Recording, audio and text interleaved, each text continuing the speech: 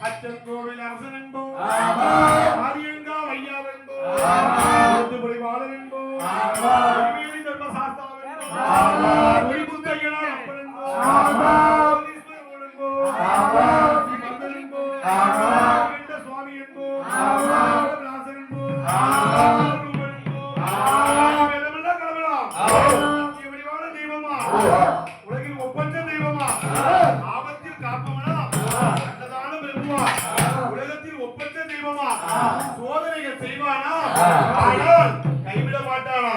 அப்படிப்பட்ட சாமி ரொம்ப சிறுசையா, ஆனா சக்தி ரொம்ப பெருசையா.